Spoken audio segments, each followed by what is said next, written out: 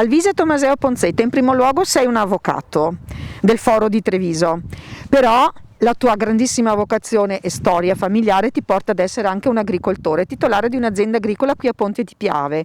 Da quest'anno, oltre al vino della zona del Piave, tu stai producendo anche asparagi verdi. Com'è venuta fuori questa tua nuova linea agricola? Ma perché c'era il terreno adatto, nel senso che è sabbioso. Fino al 500 il Piave passava dove ci sono gli alberi qui.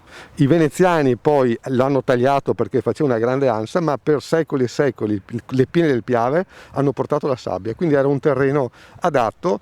Ho visto che a Cimadolmo aveva un gran successo, questa qui è una zona DOC dell'aspargo, e quindi ho fatto per esperimento, cercando di invogliare anche i figli a appassionarsi alla terra.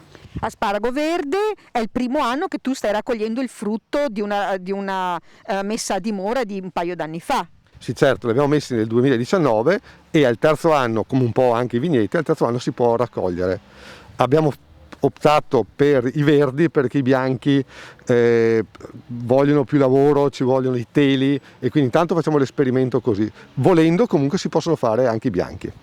Noi siamo in un posto particolare, tu hai scelto di coltivare nel brolo di una villa veneta, la vostra villa veneta della famiglia Tomaseo. Mi racconti la storia di questa gloriosa dimora che è nel centro di Ponte di Piave, in sintesi? Sì, la mia famiglia l'ha comprata a metà dell'Ottocento, e quindi questa è la settima, con i miei figli è la settima generazione di cui siamo proprietari. E la villa ha avuto una storia travagliata, soprattutto nel periodo delle due guerre mondiali, perché durante il 15-18 è stata occupata dagli austro-ungarici, nella seconda guerra mondiale dai tedeschi, poi i partigiani, e poi gli inglesi ce l'hanno restituita. Sono venuti anche purtroppo di fatti di sangue. Qui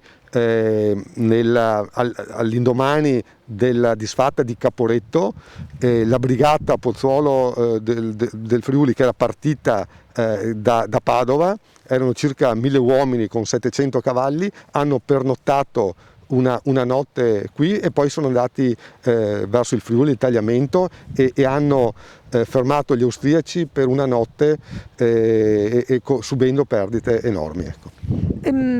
Per chiudere con il vino, tu hai 5 ettari però in territorio di Salgareda e tutti vini particolari. So che adesso hai un'ultima produzione che riporta in auge un autoctono.